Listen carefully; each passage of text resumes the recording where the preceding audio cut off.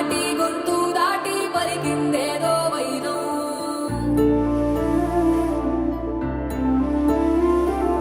మూడు వారిన మనసులోనే పలికిందేదో ప్రాణం.